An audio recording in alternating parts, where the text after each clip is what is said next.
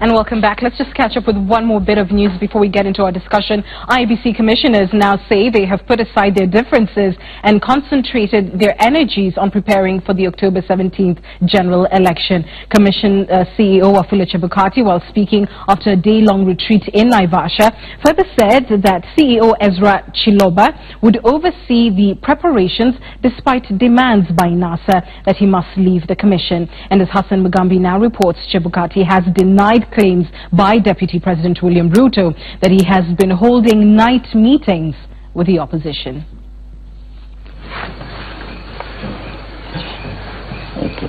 For the first time since the controversial memo that split the commission came to light, officials of the IEBC appeared together in public.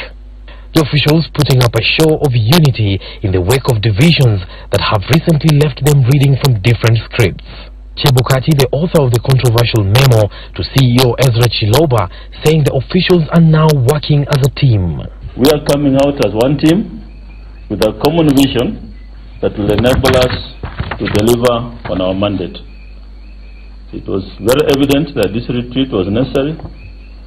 It helped to clarify issues of concern, and we are now better off than we came here. And despite pressure from the opposition to have Chiloba axed, Chebukati announced that Chiloba will lead a special project team which is preparing for the 17th October poll. Last week, Chebukati named the Hussein Marjan-led team and assigned it responsibilities in a move that sidelined Chiloba. So what we have tasked the CEO to do is to align that team and any other officers who may come up with the organization structure. The coming of the team was not dispensing with the structure of the organization. We were not firing anyone. We were bringing the team as kind of a task force to supplement the already existing structure. Chebukati further promising that further differences surrounding the memo will soon be resolved. The CEO and the Secretariat have addressed the issues in the memo.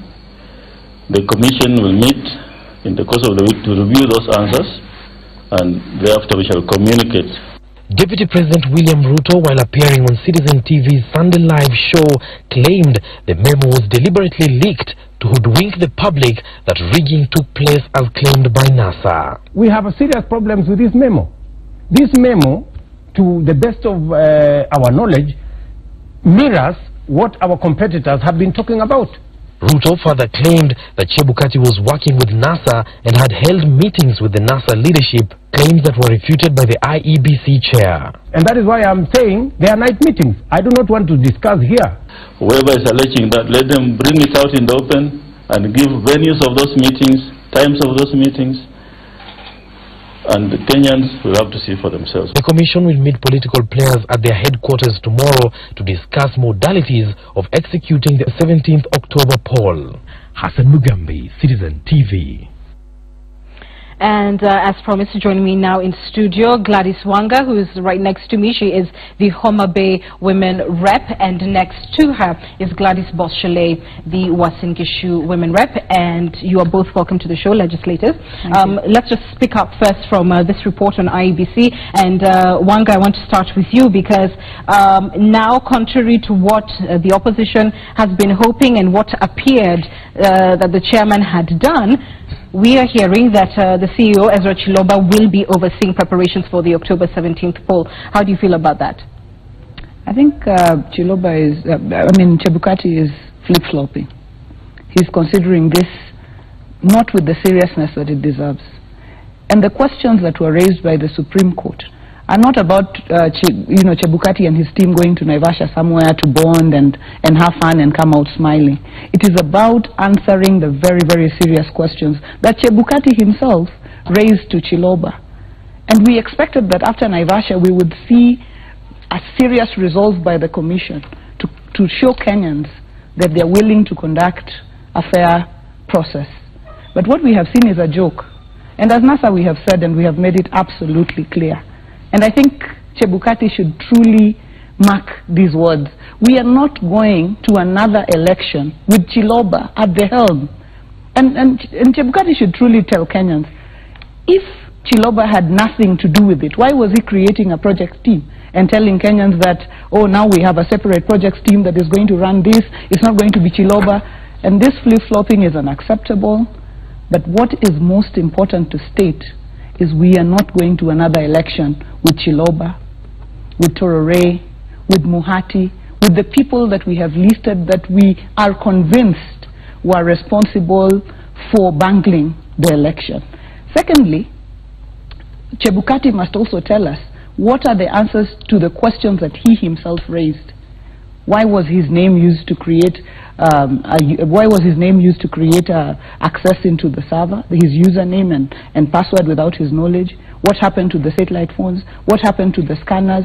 Why were results from over 10,000 polling stations not transmitted? We need answers to these questions, right. And somebody must take responsibility. And it is true, I'm sure a section of the public would agree that this does, Boshele, appear to be flip-flopping on the part of the Commission. As Jubilee, does that concern you? Okay, first, personally, I welcome the fact that they have decided to bury the hatchet and work together. Because what is important is they have been given a job by Kenyans, and they owe it to us to run the election. The decision of the Supreme Court clearly stated that the IEBC to organize and run the election. So if NASA accepted that decision, the decision to nullify the election and welcomed it, they should also welcome that other aspect of the decision of the Supreme Court that IEBC should run the election. So you can't take one part of the judgment that you like and the other part you don't take. That is one. Two, I personally welcome this because just this morning I said on another station that this is not the time for Chebukati to be writing memos. They have an election to run. And as I've always said, when you have a team like that doing a very significant job like they have before them, you don't have to be in love with each other. You just have to get the job that our taxes pay for you to do. And I agree with Gladys here that it's about answering the questions that were asked.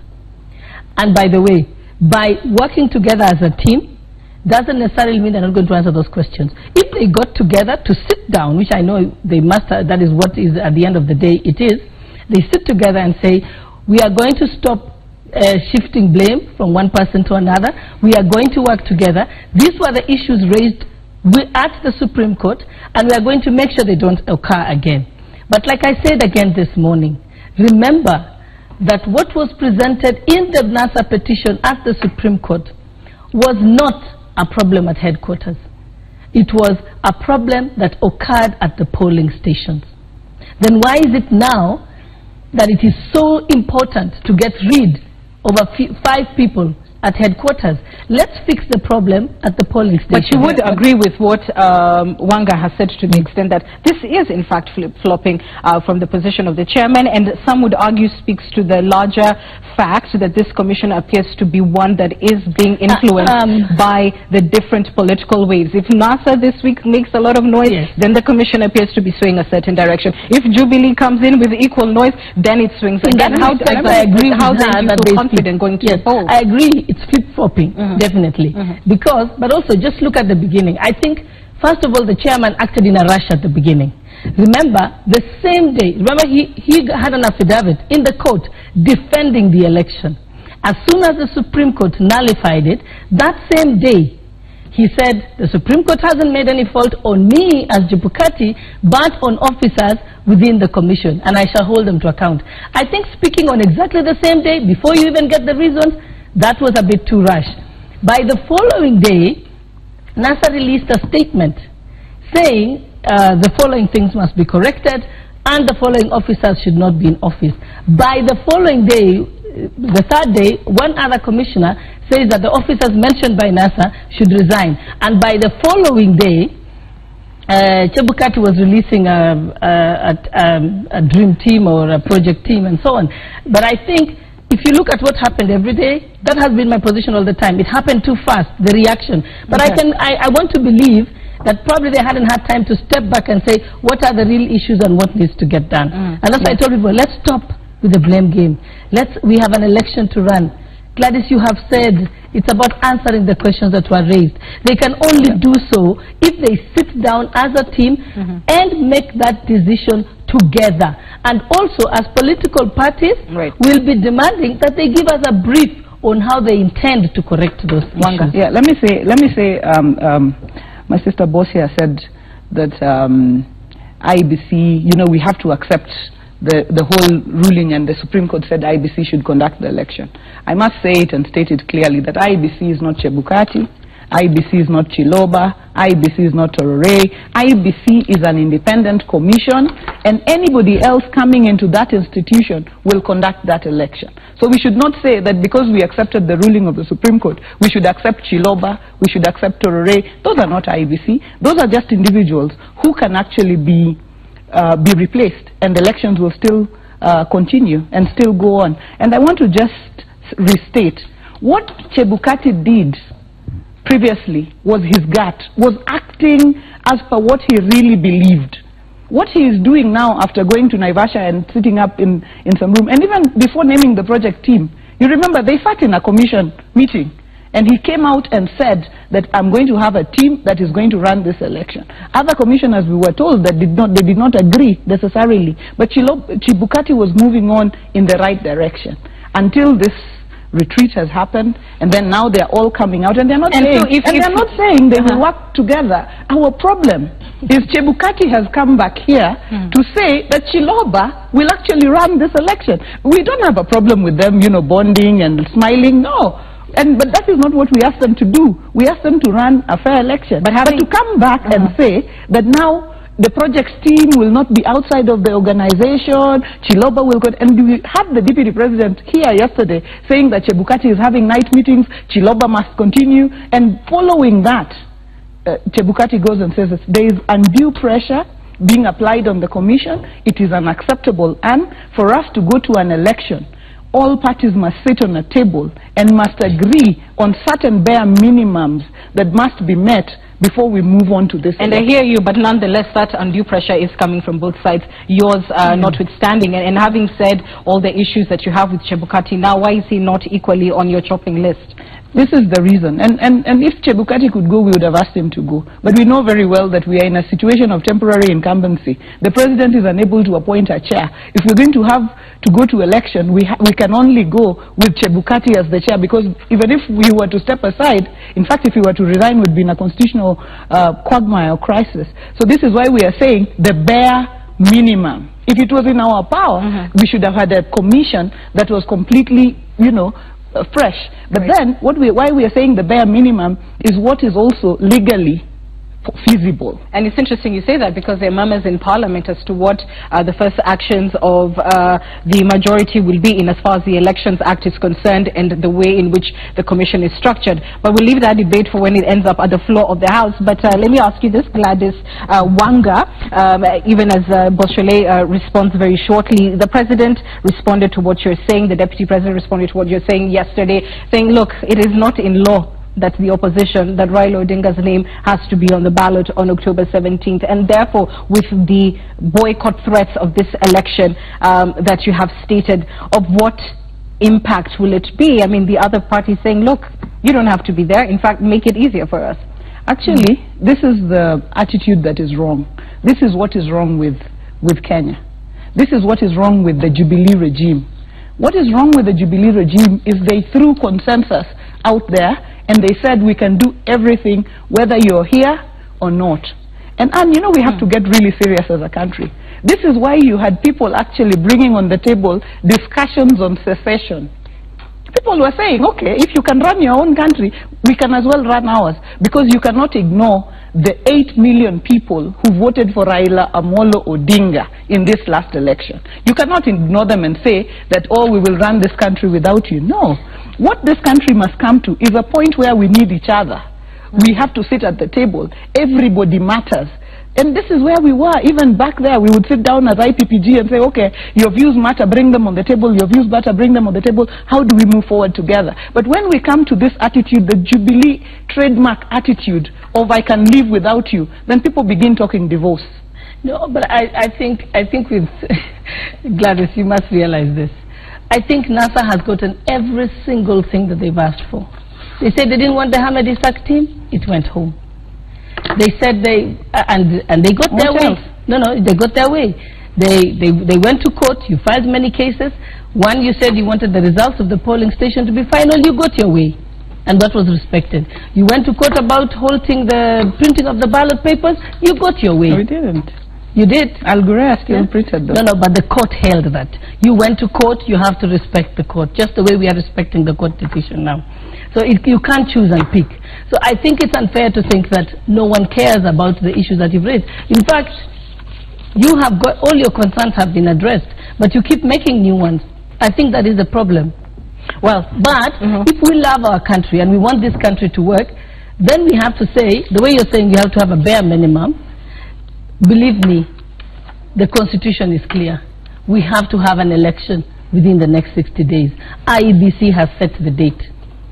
And we cannot be held ransom by one person saying that they're going to boycott the election, or a group, half of Kenya or 3/4 of Kenya saying that they're going to boycott the election. Because the Constitution is clear. That election will happen and there will be a government. All right. But there is one point that Wanga has brought up, which ushers us into our second discussion of the evening. And President Uhuru Kenyatta has said that a Jubilee majority will impeach Raila Odinga in 3 months should he become president. The ruling coalition and its friendly parties have perhaps something between the region of 190, 193 MPs, if you add all the, perhaps some independents who may be seen friendly to Jubilee. And so let's take a listen to what President Kenyatta had to say earlier today. Hata akichaguliwa, we have the opportunity in parliament within 2 months, 3 months. Tumemtoa.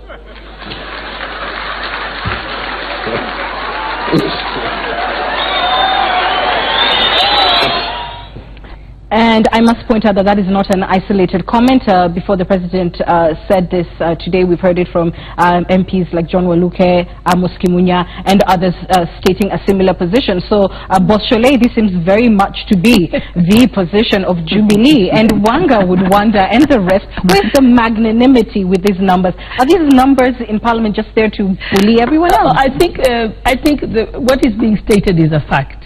Article 145 of the Constitution sets up how the process of impeaching a president can be done.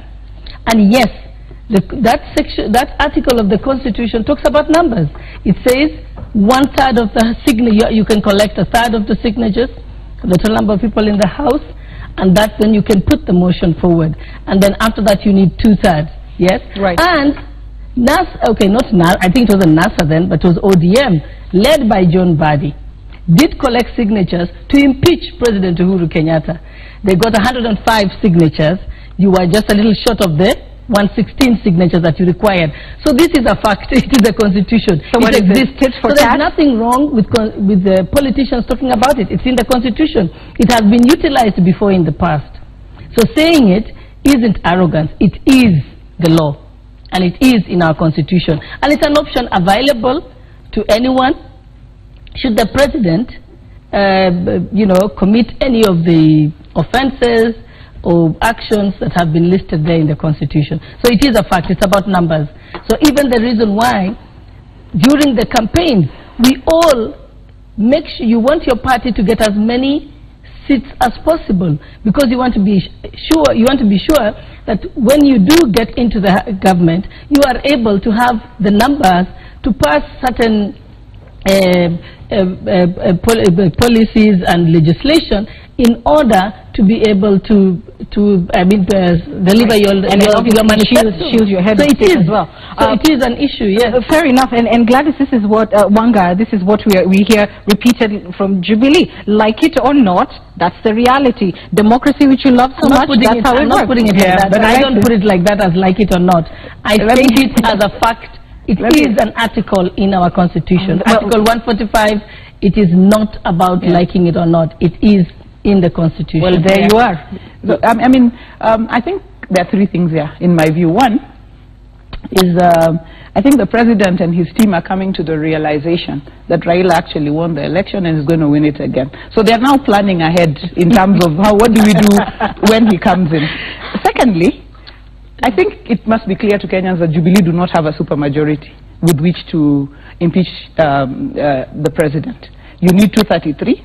Right. They have 190 something probably, and probably when we're in government we'll have many more MPs working with us. So that is a dream. I think the president knows the things will change once Raila Odinga is elected. Definitely. Okay. But even if things were to remain the same, they do not have the majority. But then, lastly, on this matter, I think the president should know. At least I imagine that in his straight mind, when he is straight and straight thinking, he knows that you don't just impeach a president because you have numbers. And even where my namesake boss is referring to the Mbadi instance, we had grounds. And the Constitution under Article 145 that she has read has grounds. You know, and you know, it's gross violation of the Constitution, or you know, you're found to have committed a crime under national international law, or you have gross misconduct, and you have to have committed any of those before you are impeached. So you can't just say because we have numbers we will impeach.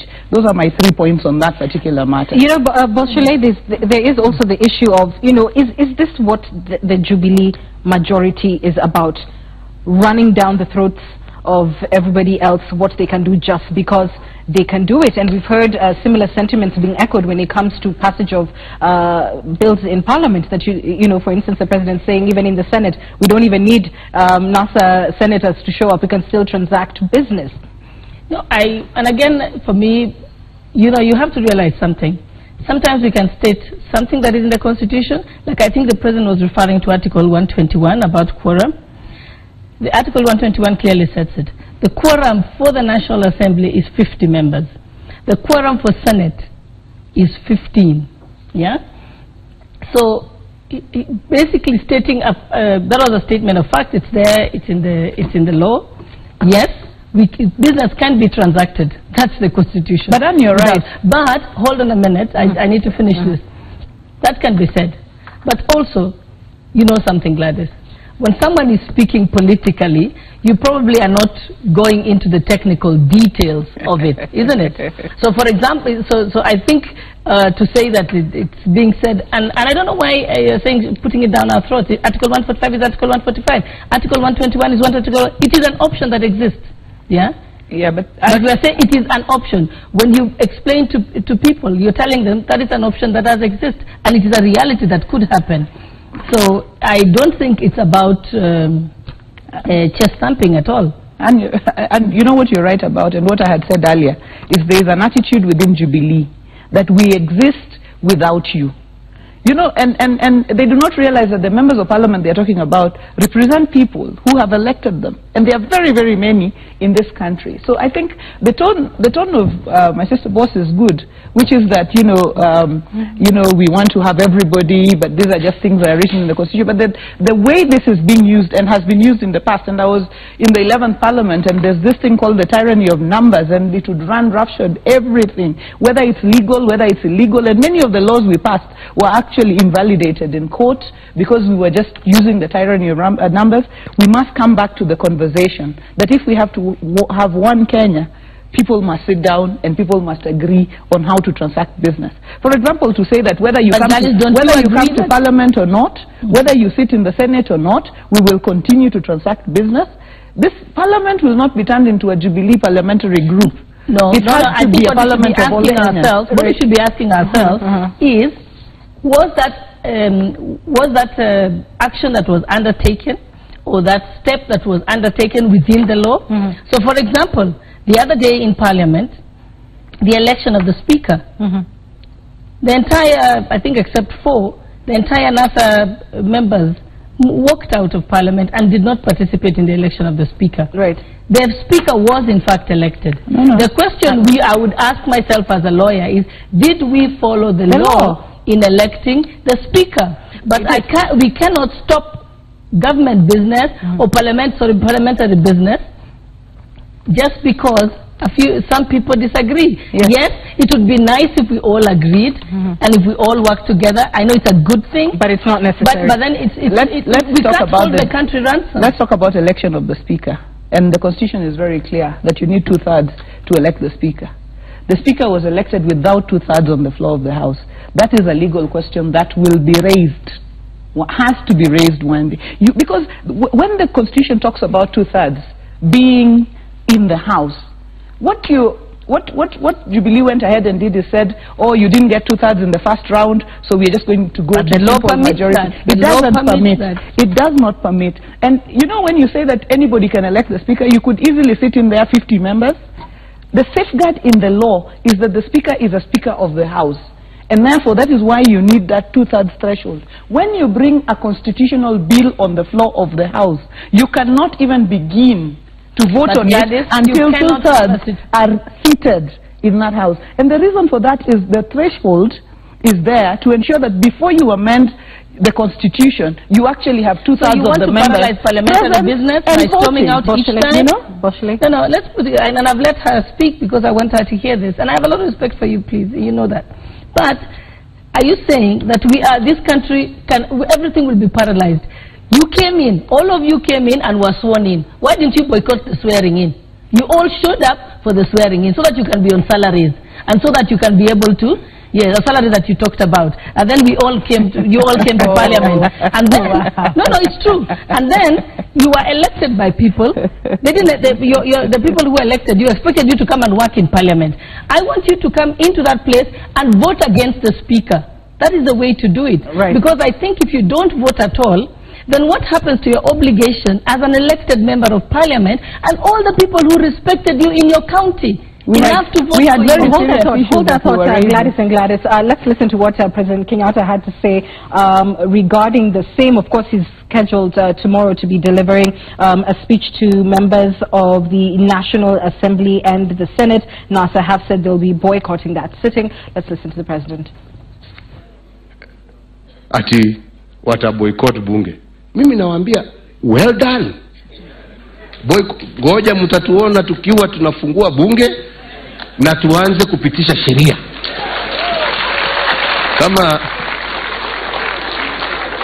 Kama hawana haja kuparticipate, nani amewazuia? Si ni haki yao kuja wakitaka, wakikosa kutaka wakae. Sisi tunataka tu amani. Hakuna haja ya kuogopa. Tuambie watu ukweli. Na hiyo ndio ukweli. Let's get comment from you, Wanga. What do you hope the impact of the boycott tomorrow will be? Well, and what we've said is we don't recognize the authority of the President to call this sitting tomorrow. And when I speak about the authority of the President, I'm not speaking about his constitutional function in Article 132. I'm speaking about his authority as derived in Article 131 of the Constitution. And this is where he's expected to be the symbol of unity. And this is where he's expected to protect and safeguard the Constitution, including constitutional institutions such as the judiciary, which he has, thrown out with reckless abandon. We expect him to be the one to promote national unity. We expect him, under Article 131, his authority is derived from doing these things. His authority is derived from protecting the human rights of Kenyans and their fundamental freedoms. He has failed to do this. When people have been killed, when children have been killed, when, police have been sent all over the place, the President has failed to protect the human rights and safeguard our fundamental freedoms as a country. He has therefore lost his authority to be able to summon Parliament. That is one. But the second thing is, I was privileged to be part of the opening of the 11th Parliament. I think it was 16th of April 2013 to be precise. And the President's speech was about his vision, which of course I think he didn't meet most of, but his vision and how he expected Parliament to assist him through his 5 years of implementing his vision. So what is the President going to be talking about tomorrow? If not campaigning, probably continuing to rubbish the judiciary, probably saying how they will have to come back and review how the judiciary has performed.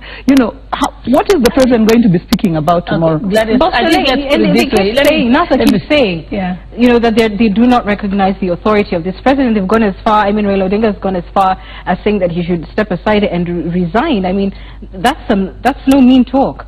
Okay, first of all, I don't purport to be, explaining things on behalf of the President because I don't have that authority, but I'm looking at it from a point of view. First, I'm faithful to the Constitution. And yes, you have a right as NASA to boycott in order to make a statement. That is, you have a right to do that. And hopefully, maybe people will listen to you and so on. But there are better ways of doing it. Yeah? For example, you're saying that the president's speech in the 11th Parliament was talking about unity, etc., his vision for the country. What I would like is, again, because you have been elected and respected by people of Homa Bay County, it is important for you, as a sign of respect to them, because they queued for hours on the line to vote for you, to be in Parliament. You came to Parliament, you took the oath and agreed. Yes, I agree that, and agreed to be faithful to the Constitution. You took the oath, you came to Parliament. Now we need you in Parliament on that day, because we don't know what will be in the President's speech. I would like you to be there, so that there will be an opportunity to debate the President's speech. And in fact, I think that is the proper forum for you to be able to tear it down if you have a problem with it. But let's not speculate what will be in the speech, that he'll be rubbishing who, or that he will be campaigning. No, I mean, I think it's only fair that we allow that speech to be read. Then at the time of debate, you have sufficient opportunity. That is the job the people of Homa Bay elected. And Gladys Wanga, you know, you said under your breath that the people of Homa Bay agree with you. They agree that you should boycott. Yes. The people of Homa Bay. Having said that, so they don't want you to work at all. Let me give you a question, Wanga, so that you can respond to it. Yes. Why is it that the go-to position for the opposition has been boycott, boycott, boycott? If you're not boycotting swearing-ins, you're boycotting speeches, you're possibly boycotting the election. They didn't boycott their own swearing-in. They boycotted, I think, 2013 swearing-in. They have boycotted the election of the Speaker. They are now going to boycott. And remember, when the President comes to the opening of Parliament and makes that speech, it's a ceremonial the position that he has. And I like the way you said it, that he's acting with his, because you got a chance to speak a little long, so now it's my turn. Okay. So I thought the question was asked to me. Okay. When I have a turn. Boschele, you have 30 seconds to comment. So what I'm saying is, I like it because Gladys did agree that the President is within his right and his powers within the Constitution to come and to make the opening of Parliament and make that speech, because it's not one of the powers that are suspended under Article 134 of the Constitution, so it's fine. Yes. And that's why I'm saying I'm appealing to you, because I don't think the people of Homa Bay, they may agree with your position that you should boycott or you don't like this or that, but the people of Homa Bay, I think, would be happier if they saw you debating that speech. And that's why I'm asking you, that is what they want you to do. And my initial question to you that's a form of boycott. Boschele, please, why boycott? What do you hope the impact of your boycott would be? You know, every time we have boycotted anything, we have stated the reasons clearly. You know, we have stated the reasons clearly. And let me state categorically. The impact, the strategic impact. The reasons really well. No, not the reasons. The strategic impact of boycotting, because what the majority is saying is it doesn't matter whether you're there or not. What import do you believe it has on the politics of the country by you staying away? When the majority says they don't care whether we go there or not, the reality is this: by the opposition not being there, it delegitimizes whatever they are doing. It turns Parliament into a Jubilee parliamentary group. If it didn't have any impact, you didn't have the President spending so much time talking about it. In fact, he would ignore it like we didn't exist. He would go into Parliament, he would do whatever he's doing, they would debate it and finish. But you see, the reason they are in fact talking about it in the manner he said, very good, excellent, you know, just boycott. Whenever anybody says that, you know that they are deeply touched by it. And the President understands then in that case that he is not a president of all people. He is just a president of Jubilee. He is just addressing a Jubilee parliamentary group within Parliament. So the strategic impact of this is it delegitimizes whatever that Uhuru Kenyatta will be doing, thinking that he's doing it for all Kenyans, but he will just be doing it basically with his Jubilee PG. Of course, they will go ahead and debate the speech. They will praise it and praise it and praise it. That's why we want you to tear it down. We want you there to tear it down, Gladys. And finish praising it.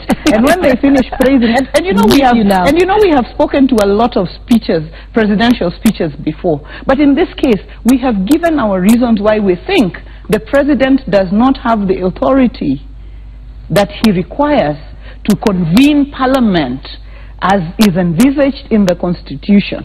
And this is why we will not be there. And I want to state categorically that the people of Homa Bay County who elected me in their numbers are fully behind me in this move. They would rather have me out here than have they want you to be sitting outside all the time. Than have me debating empty rhetoric on the floor of parliament.